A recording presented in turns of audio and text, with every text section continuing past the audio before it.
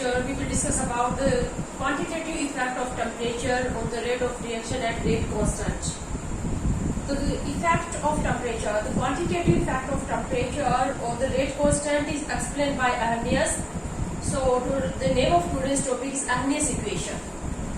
Very important topic of this unit, Arrhenius equation.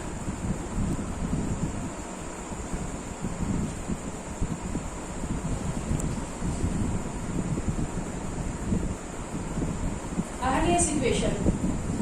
आपको Arrhenius equation का derivation नहीं करना, ऑलरेडी Arrhenius equation आपको ड्राइव फॉर्म में मिलेगी. तो Arrhenius equation जो है वो क्या है कि इस proportional to E minus EA upon RT.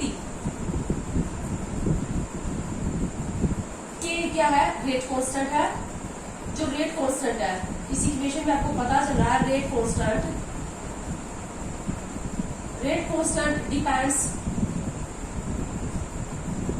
depends on two factors. First is the EA. EA mean activation energy. EA क्या है? Activation energy.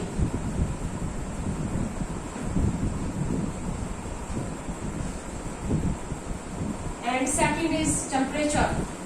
R is the gas constant. T is temperature in Kelvin.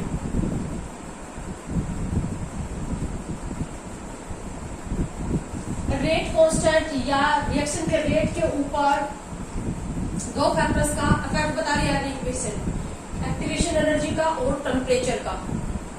तो देखते हैं हम क्या effect पड़ता है. Temperature जब हम इंक्रीज करते हैं तो रेट कांस्टेंट या रेट कांस्टेंट के साथ जो होगा वही रेट के साथ होगा, क्योंकि आपको रेट लॉ एक्सप्रेशन लिखना आता है. रेट लॉ एक्सप्रेशन क्या कहता है? Rate is equal to rate constant into concentration raise to power n is the order. तो अगर क्या होगा एक पर्टिकुलर रिएक्शन के अंदर कंसंट्रेशन क्या रहेगी? कांस्टेंट. तो कंसंट्रेशन कांस्टेंट रख के अगर हम टेम्परेचर चेंज करते हैं तो टेम्परेचर चेंज करेंगे तो रेट कांस्टेंट अगर इंक्रीज होगा तो रेट भी क्या होगा? इंक्रीज होगा. तो जो इफेक्ट टेम्परेचर का रेट कांस्टेंट के ऊपर आएगा वही इफेक्ट किसके ऊपर आएगा? Rate of reaction. तो जो रेट कांस्टेंट है वो एक तो एक्टिवेशन एनर्जी पर डिपेंड कर रहा है और दूसरा किस पे डिपेंड कर रहा है? टेम्परेचर के ऊपर. जो हमारे पास E minus EA upon RT है, इसको क्या बोलते हैं? ये जो पूरी टर्म है E minus EA upon RT, इसको हम कहते हैं fraction of molecule. Fraction of molecule was energy equal और ग्रेटर देन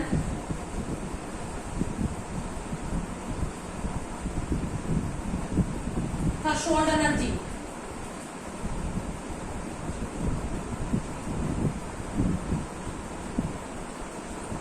जो E minus E upon RT है ये वो फ्रैक्शन है, वो ऐसे मॉलिक्यूल का फ्रैक्शन है जिनकी एनर्जी थ्रेशोल्ड एनर्जी के इक्वल या इससे ज्यादा है.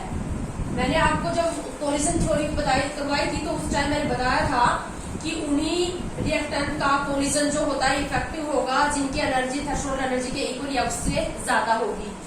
तो ये वो फ्रैक्शन है E minus E upon RT. ऐसे मॉलिक्यूल का फ्रैक्शन है जिनकी एनर्जी या तो थ्रेशोल्ड एनर्जी के इक्वल है या उससे ज्यादा है. Rate constant is directly proportional to fraction of molecule was energy equal to और ग्रेटर देन थ्रेशोल्ड एनर्जी. अब यहाँ पर हम टेम्परेचर का इफेक्ट देख लेते हैं. तो टेम्परेचर का क्या इफेक्ट पड़ता है? इस इक्वेशन को हम लिख सकते हैं K proportional to 1 upon EA upon RT लिख सकते हैं. अगर हम टेम्परेचर इंक्रीज करते हैं, अगर हम टेम्परेचर को इंक्रीज करेंगे तो ये वाली जो टर्म होगी, ये पूरी टर्म जो होगी EA अपॉन RT, ये जो टर्म होगी ये क्या होगी? डिक्रीज. और ये टर्म अगर डिक्रीज होगी तो रेट कांस्टेंट क्या हो जाएगा? इंक्रीज. यहां से भी देख सकते हो तुम, अगर हम टेम्परेचर को इंक्रीज करेंगे तो ये पूरी टर्म, क्योंकि नेगेटिव है तो ये पूरी टर्म भी क्या हो जाएगी? टेम्परेचर अपॉन में है तो टेम्परेचर को इंक्रीज करोगे और ये नेगेटिव में है तो ये पूरी टर्म इंक्रीज हो जाएगी. और ये टर्म इंक्रीज होगी तो रेट कांस्टेंट भी क्या हो जाएगा? इंक्रीज। अगर रेट कांस्टेंट इंक्रीज हो जाएगा तो रेट ऑफ रिएक्शन भी क्या हो जाएगा, इंक्रीज। तो किसी भी रिएक्शन का अगर हम टेम्परेचर इंक्रीज करते हैं तो rate constant as well as rate, reaction का रेट क्या हो जाएगा, इंक्रीज हो जाएगा। ठीक है। इसी तरह से अब हमारे पास एक्टिवेशन एनर्जी का रेट कांस्टेंट के साथ क्या रिलेशनशिप है। अगर हम ईए को इंक्रीज करेंगे, ईए को इंक्रीज करेंगे तो ये पूरी टर्म भी इंक्रीज हो जाएगी। ई अपॉन आर टी बी क्या हो जाएगी, इंक्रीज। और अगर ये टर्म इंक्रीज हो जाएगी तो ओवरऑल वैल्यू क्या हो जाएगी, डिक्रीज। तो रेट कांस्टेंट क्या हो जाएगा, डिक्रीज। इसका मतलब अगर किसी रिएक्शन की एक्टिवेशन एनर्जी ज्यादा होगी तो उसका रेट कांस्टेंट कम होगा या रेट भी क्या होगा, उसका कम होगा। ठीक है। यहां से भी देख सकते हो, अगर तुम ईए को इंक्रीज करोगे, ईए को इंक्रीज करोगे तो आगे टर्म नेगेटिव लगी हुई है तो ये पूरी टर्म डिक्रीज हो जाएगी। ये पूरी टर्म डिक्रीज हो जाएगी तो रेट कांस्टेंट भी क्या हो जाएगा, डिक्रीज हो जाएगा। समझ रहे हो। अगर हमें दो या दो से ज्यादा रिएक्शन दे दी जाए और सबकी एक्टिवेशन एनर्जी दे दी जाए तो जिस रिएक्शन की एक्टिवेशन एनर्जी जितनी ज्यादा होगी, एक्टिवेशन एनर्जी अगर ज्यादा होगी तो उस रिएक्शन को स्टार्ट करने के लिए उतनी एनर्जी ज्यादा देनी पड़ेगी। तो वो क्या होगी, वो रिएक्शन स्लो रेट के साथ चलेगी। जिस रिएक्शन की एक्टिवेशन एनर्जी लो होगी उस रिएक्शन का रेट ज्यादा होगा एंड वाइस वर्सा। जिस रिएक्शन की एक्टिवेशन एनर्जी ज्यादा होगी उसका रेट क्या होगा, वो स्लो रेट के साथ चलेगी, क्योंकि उसको एक्टिवेट करने के लिए क्या होगी, ज्यादा एनर्जी देनी पड़ेगी। हर रिएक्शन के रिएक्टेंट मॉलिक्यूल के पास रूम टेम्परेचर के ऊपर एनर्जी जो होती है वो थ्रेशोल्ड एनर्जी से कम होती है, तो हमें स्टार्टिंग में टेम्परेचर एनर्जी देनी पड़ती है, हीट या इलेक्ट्रिकल या अदर फॉर्म में एनर्जी देनी पड़ती है। तो अगर एक्टिवेशन एनर्जी कम है तो कम एनर्जी देनी पड़ेगी तो उसका रेट क्या हो जाएगा, ज्यादा। तो इन दोनों फैक्टर्स का रेट कांस्टेंट के ऊपर इफेक्ट समझ गए। टेम्परेचर इंक्रीज करोगे तो रेट कांस्टेंट और रेट क्या होगा, इंक्रीज। एक्टिवेशन एनर्जी अगर बढ़ेगी, एक्टिवेशन एनर्जी अगर ज्यादा होगी तो रेट कांस्टेंट और रेट क्या होगा, कम होगा। ठीक है। अभी जैसे आगे हम कैटलिस्ट का इफेक्ट भी पढ़ने वाले हैं। अभी हम टेम्परेचर का इफेक्ट पढ़े। सबसे पहले हमने किसका इफेक्ट पढ़ा, कंसंट्रेशन का, जिसमें हमने इंटीग्रेटेड रेट इक्वेशन पढ़ी। वहां पर हमने कंसंट्रेशन का इफेक्ट पढ़ा रेट कांस्टेंट या रेट के ऊपर। रेट कांस्टेंट तो कांस्टेंट रहता है, कंसंट्रेशन से चेंज नहीं होता, बट रेट के ऊपर हमने इफेक्ट देखा zero order first order reaction के अंदर। अब हम पढ़ रहे हैं टेम्परेचर का इफेक्ट। टेम्परेचर रेट कांस्टेंट को चेंज कर रहा है और रेट को भी चेंज कर रहा है। ठीक है। आगे हम पढ़ेंगे कैटलिस्ट का इफेक्ट। तो कैटलिस्ट क्या करते हैं, आपको पता है, कैटलिस्ट रेट को इंक्रीज कर देते हैं। कैटलिस्ट क्या करते हैं, रेट को इंक्रीज करते हैं। वो रेट को कैसे इंक्रीज करते हैं, एक्टिवेशन एनर्जी को डिक्रीज करके। ये हम आगे पढ़ेंगे। तो कैटलिस्ट एक्टिवेशन एनर्जी को डिक्रीज कर देंगे, और अगर एक्टिवेशन एनर्जी डिक्रीज हो जाएगी तो रेट क्या हो जाएगा, increase, because rate constant is inversely proportional to activation energy. ठीक है। तो अब हमारे पास क्या है, टेम्परेचर का क्वांटिटेटिव इफेक्ट हम जानेंगे कि हम टेम्परेचर अगर हमारे पास टेम्परेचर इतना था, पहले हमने इतने से इसको इतना बढ़ा दिया। पहले हमारे पास रेट कांस्टेंट ये था, तो अब रेट कांस्टेंट कितना हो जाएगा, रेट या रेट कांस्टेंट। जो चेंज रेट कांस्टेंट में आएगा वही चेंज किस में आएगा, रेट में आएगा। तो ये हमारे पास एक अहमियत इक्वेशन है। अब इसी के ऊपर अगर मैं एक छोटा सा क्वेश्चन आपको देती हूँ, इम्पोर्टेंट है क्वेश्चन। क्वेश्चन है हमारे पास जैसे कि calculate fraction of molecules, fraction of molecules was energy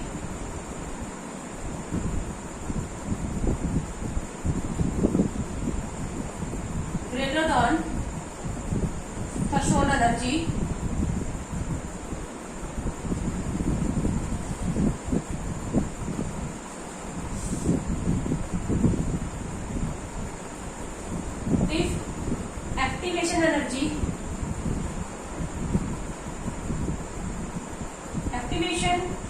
if activation energy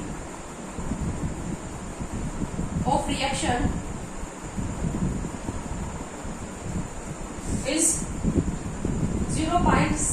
693 kilo calorie पर मोल एट 227 डिग्री सेल्सियस।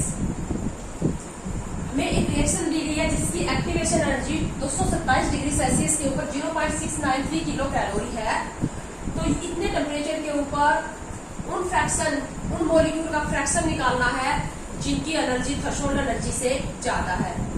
तो मैंने अभी आपको बताया था ये जो है ये किसको रिप्रेजेंट कर रहा है, E minus E A upon R T, that fraction of molecule was energy equal to और ग्रेटर देन थ्रेशोल्ड एनर्जी। तो यहाँ पर अगर हम ये वैल्यू पुट कर देते हैं, एक्टिवेशन एनर्जी हमें दे रखा है, टेम्परेचर दे रखा है। अब आपको क्या करना है, रेट कांस्टेंट। एनर्जी वाले जो क्वेश्चन होते हैं उसमें रेट कांस्टेंट की 2 यूनिट यूज होंगी, या तो 0.0831 जूल पर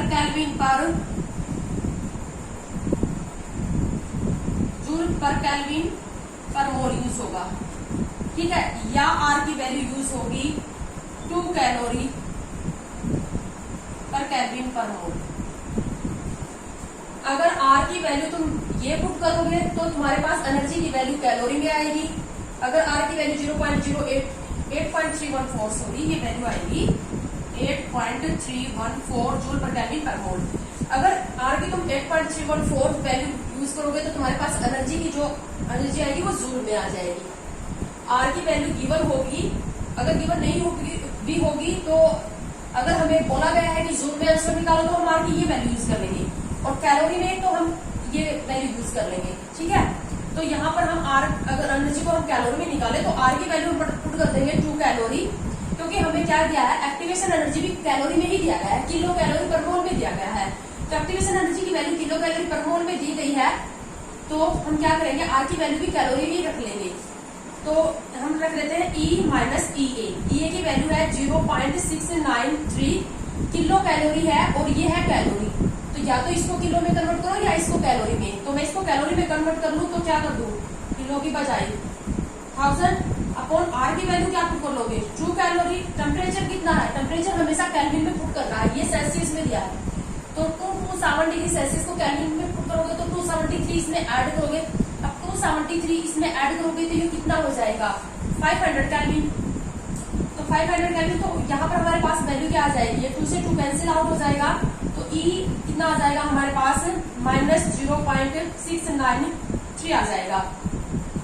हमें यही निकालना है ना, ऐसा फ्रैक्शन निकालना है जिनकी energy E minus E upon R T की वो फ्रैक्शन है जिसकी एनर्जी थ्रेशोल्ड एनर्जी से ज्यादा है। तो हमें यही चाहिए, इसी को हम सोल्व कर रहे हैं। अब जो होता है ln2 जो होता है वो होता है 0.693। ln2 की जो वैल्यू होती है, ln2 की जो वैल्यू होती है वो कितनी होती है, 0.693 होती है। तो मैं इसको लिख सकती हूँ 2 equal to exponential of 0.693। ln की साइड चेंज करोगे तो किसमें कन्वर्ट हो जाएगा, एक्सपोनेंशियल में। और अगर मैं इसको चेंज कर दूं 1/2 तो ये क्या हो जाएगा, E माइनस 0.693, यानी कि E माइनस 0.693 किसके इक्वल आ गया, 1/2 के इक्वल। तो 1/2 यानी कि हाफ फ्रैक्शन, 1/2 ऐसा फ्रैक्शन है। फ्रैक्शन का मतलब 1 में से, परसेंटेज का मतलब 100 में से। 1/2 हाफ फ्रैक्शन ऐसा है मॉलिक्यूल का जिनकी एनर्जी थ्रेशोल्ड एनर्जी के इक्वल या उससे ज्यादा है।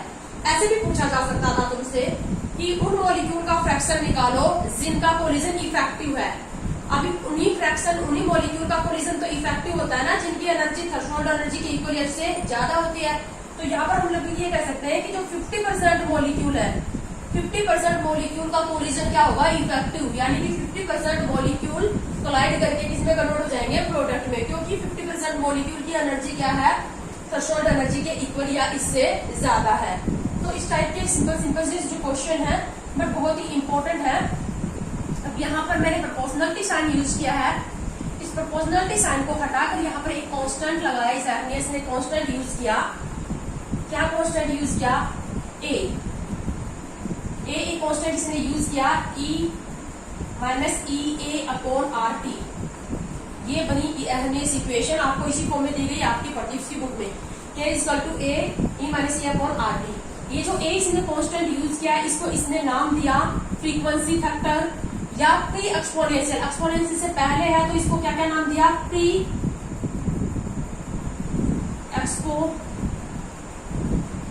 एक्सपोनेंशियल फैक्टर, और इसी को इसने नाम दिया frequency factor. Frequency factor, frequency factor का मतलब number of collision per unit, number of collision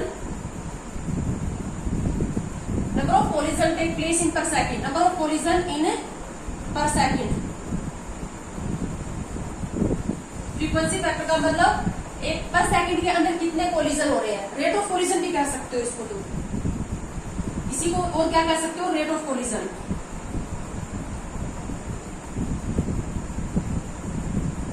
frequency factor, rate of collision, number of collision take place in per second. तो इसने दो फैक्टर को इंक्लूड किया, पर सेकेंड में जितने कोलिजन हो रहे हैं वो, और ऐसा फ्रैक्शन जिनका कोलिजन इफेक्टिव है। टेम्परेचर बढ़ेगा तो पर सेकेंड में कोलिजन बढ़ेंगे, और जिन मॉलिक्यूल का ऐसा मॉलिक्यूल का फ्रैक्शन भी बढ़ेगा जिनका कोलिजन इफेक्टिव है। तो दोनों ही इंक्रीज होंगे, तो टेम्परेचर इंक्रीज होने से रेट कांस्टेंट भी क्या हो जाएगा, इंक्रीज, और रेट कांस्टेंट इंक्रीज हो जाएगा तो रेट ऑफ रिएक्शन भी क्या हो जाएगा, इंक्रीज। इसने दो फैक्टर को इंक्लूड किया, फ्रीक्वेंसी फैक्टर या रेट ऑफ कोलिजन को इंक्लूड किया, और दूसरा fraction of molecule was energy equal to और greater than threshold energy, both increase with increase in temperature and rate constant as well as rate of reaction also increase with increase of temperature. अगर हम यहाँ पर graph plot करते हैं के versus temperature का, इस इक्वेशन का यूज करके ग्राफ प्लॉट करते हैं रेट कांस्टेंट वर्सेस टेम्परेचर, तो एक्सपोनेंशियली इंक्रीज आएगा, इस टाइप का कर्व आएगा एक्सपोनेंशियली इंक्रीज। ये कर्व पूछा गया है, ये किस इक्वेशन का कर्व है, ये जो कर्व है ये किस इक्वेशन से लिया है, तो इस इक्वेशन से। अगर हम क्या करेंगे, हमें पता है कि के इंक्रीज होगा तो टी इंक्रीज होगा, तो के इंक्रीज होगा, बट क्या आएगा, एक्सपोनेंशियली इंक्रीज होगा।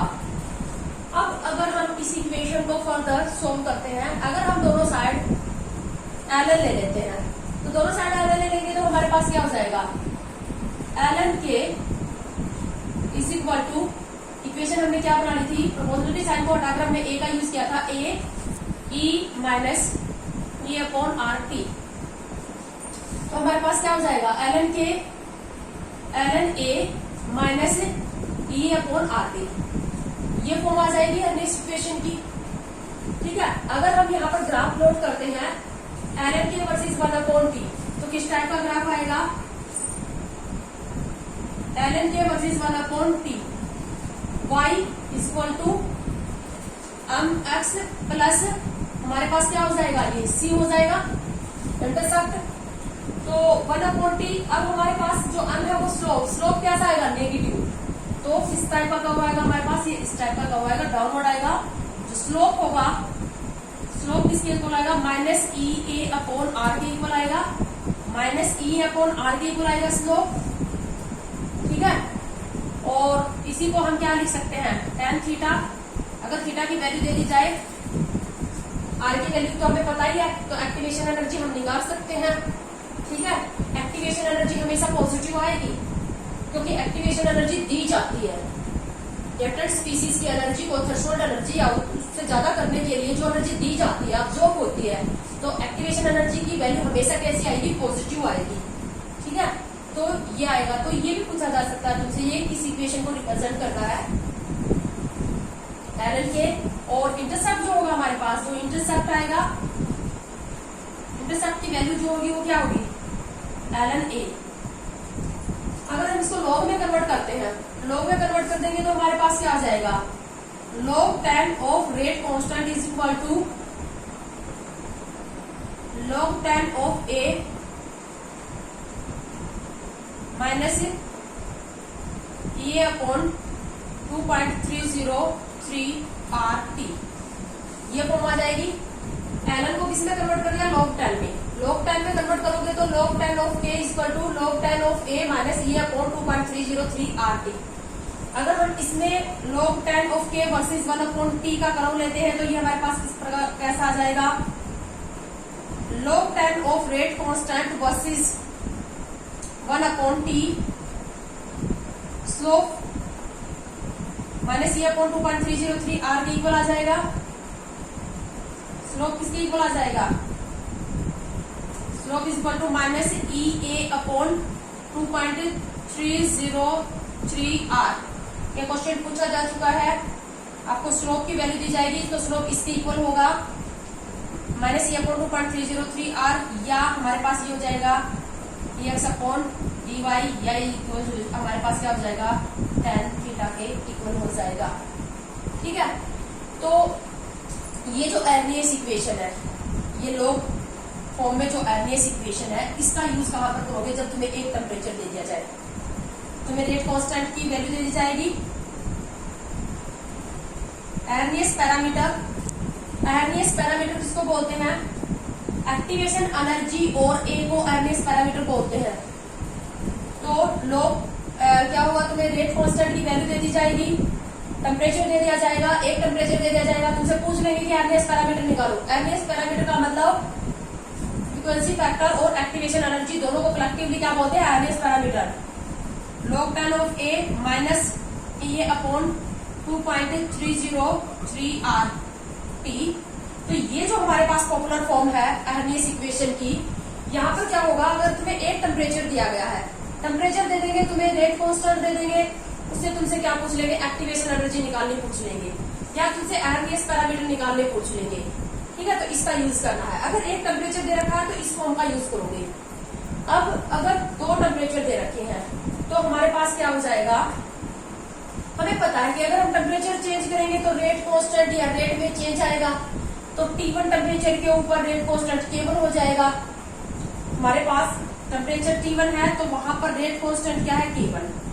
तो और टेम्परेचर T2 हो गया तो रेट कांस्टेंट क्या हो जाएगा, K2। तो तुमसे ऐसे कह देंगे कि T1 टेम्परेचर के ऊपर रेट कांस्टेंट इतना था, तो अगर हमने टेम्परेचर को T1 से बढ़ाकर T2 कर दिया तो रेट कांस्टेंट कितने टाइम इंक्रीज हुआ। या उल्टा पूछ लेंगे कि T1 टेम्परेचर के ऊपर रेट कांस्टेंट का रेशियो ये था तो T2 टेम्परेचर बताओ।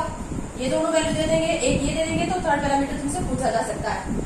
जो रेशियो रेट का आएगा वही रेशियो किसका आएगा, रेट कांस्टेंट का। अगर तुम्हें दो रेट का रेशियो दे दिया गया, T1 टेम्परेचर के ऊपर रेट का रेशियो ये था तो T2 निकालो, तो जो रेट का रेशियो दिया जाएगा वही रेशियो किसका होगा, रेट कांस्टेंट का रेशियो होगा। तो आगे हम क्या करेंगे, अब टेम्परेचर का दो अलग अलग अगर हमें टेम्परेचर दे दिए जाए तो हम दो इक्वेशन बनाएंगे। एक तो T1 टेम्परेचर के ऊपर रेट कांस्टेंट K1, टेम्परेचर हमें दिया गया है T1 तो रेट कांस्टेंट वहां पर हमें दे दिया गया है K1। तो हम यहाँ पर यूज करेंगे log 10 of K1 is equal to log 10 of A, ये तो कांस्टेंट है, minus E A upon R T1। T1 temperature के ऊपर रेट कांस्टेंट क्या दिया गया है, K1। इसको इक्वेशन हम मानेंगे 1। एक्टिवेशन एनर्जी टेम्परेचर से चेंज नहीं होती, एक्टिवेशन एनर्जी को सिर्फ कैटलिस्ट चेंज कर सकता है। ठीक है, रेट कांस्टेंट एक्टिवेशन एनर्जी और टेम्परेचर दोनों से चेंज होगा। रेट कांस्टेंट भी मैंने बिल्कुल स्टार्टिंग में बताया था, जो रेट कांस्टेंट है वो दो फैक्टर पर डिपेंड करता है, एक्टिवेशन एनर्जी और टेम्परेचर। कैटलिस्ट कैसे रेट को बढ़ाते हैं, वो एक्टिवेशन एनर्जी को डिक्रीज करते हैं। एक्टिवेशन एनर्जी को चेंज करने वाले फैक्टर सिर्फ कौन है, कैटलिस्ट। कैटलिस्ट क्या करेंगे, एक्टिवेशन एनर्जी को डिक्रीज कर देंगे। एक्टिवेशन एनर्जी डिक्रीज हो जाएगी तो रेट कांस्टेंट इंक्रीज हो जाएगा। या फिर रेट कांस्टेंट को किससे चेंज किया जा सकता है, टेम्परेचर से। बट टेम्परेचर चेंज करने से एक्टिवेशन एनर्जी चेंज नहीं होती। T1 टेम्परेचर, T2, T3 हर टेम्परेचर के ऊपर हर रिएक्शन के लिए उसकी एक्टिवेशन एनर्जी की वैल्यू कांस्टेंट रहती है।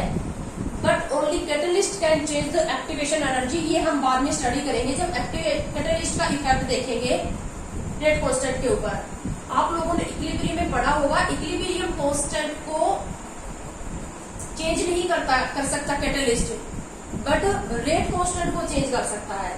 क्यों? क्योंकि कैटलिस्ट एक्टिवेशन एनर्जी को चेंज कर देता है। एक्टिवेशन एनर्जी चेंज होगी तो रेट कांस्टेंट भी क्या हो जाएगा, चेंज हो जाएगा। तो T1 टेम्परेचर के ऊपर है रेट कांस्टेंट K1। अब T2 टेम्परेचर, ये इक्वेशन फर्स्ट हो गई। log tan of rate constant K2, log tan of ये कांस्टेंट है तो सेम रहेगी वैल्यू, ये भी वैल्यू सेम रहेगी, और भी कांस्टेंट है T2 टेम्परेचर। T2 टेम्परेचर के ऊपर रेट कांस्टेंट क्या हो गया K2। ये इक्वेशन होगी सेकंड। तो अगर हम सेकंड में से सब्ट्रैक्ट कर दे फर्स्ट, सेकंड इक्वेशन में से फर्स्ट को सब्ट्रैक्ट कर दोगे तो तुम्हारे पास क्या हो जाएगा, ये log tan से कैंसिल आउट हो जाएगा, log tan K2 minus log tan K1, इसको क्या लिख सकते हो तुम, log tan K2 upon K1। जो रेशो रेट कांस्टेंट का होता है वही रेशो रेट का होता है। अगर किसी क्वेश्चन में तुम्हें रेट का रेशो दे दिया जाए तो उसी रेशो को हम किसका मानेंगे, रेट कांस्टेंट का रेशो मानेंगे। इज इक्वल टू, ये कैंसिल आउट हो गया, ये वैल्यू नेगेटिव है और ये वैल्यू क्या हो जाएगी, नेगेटिव नेगेटिव से क्या हो जाएगी पॉजिटिव। तो हम क्या करेंगे, ई अपॉन आर को कॉमन ले लेते हैं, आएगा ना, क्योंकि लॉग फॉर्म चल रही है तो साथ में क्या आएगा 2.303 RT1, और यहां पर भी आएगा 2.303 RT2। तो कॉमन ले लेंगे हम क्या क्या, ई ए अपॉन 2.303 R को हमने कॉमन ले लिया, इसके अंदर भी है ये वैल्यू और इसमें भी है, और पॉजिटिव वैल्यू को कॉमन ले लिया। अब पॉजिटिव वैल्यू को कॉमन ले लिया तो क्या आ गया 1/T1 माइनस 1/T2। तो ये भी अर्नियस की सेकंड फॉर्म है। अब यहाँ पर भी तुम्हें दो अलग अलग टेम्परेचर दे दें, T1 टेम्परेचर के ऊपर कांस्टेंट K1 है, T2 टेम्परेचर के ऊपर कांस्टेंट K2 है, एक्टिवेशन एनर्जी निकालो। ठीक है, तो अगर दो अलग अलग टेम्परेचर दिए गए हैं, तो अलग अलग टेम्परेचर दिए गए हैं तो इस इक्वेशन का यूज करोगे तुम। और एक ही टेम्परेचर दिया गया है तो log tan equal to log tan A minus E upon 2.303 RT। एक टेम्परेचर दिया गया है तो इस इक्वेशन का यूज करोगे, टी और जाएगा यहाँ पर T1 की बजाय, और दो अलग अलग टेम्परेचर दिए गए हैं तो इस इक्वेशन का यूज करोगे। तो बेटा ये है हमारे पास एक्टिवेशन क्या है, अर्नियस इक्वेशन, जो हमें टेम्परेचर का क्वांटिटेटिव फैक्ट बताती है। कैसे क्वांटिटेटिव फैक्ट बता रही है, T1 टेम्परेचर के ऊपर रेट कांस्टेंट K1 है, तो T2 टेम्परेचर के ऊपर रेट कांस्टेंट K2 निकाल सकते हैं ना। तो जो चेंज क्या आ जाएगा, जितने टाइम K2 होगा K1 से जितने गुना ज्यादा होगा उतने ही गुना रेट भी बढ़ जाएगा। तो टेम्परेचर बढ़ाने से रेट कितने टाइम बढ़ जाएगा, इसका ये क्वांटिटेटिव फैक्ट बता रही है हमें अर्नियस इक्वेशन। तो ये थे हमारे पास अर्नियस इक्वेशन। इस वीडियो के अंदर हम इतना ही लेंगे।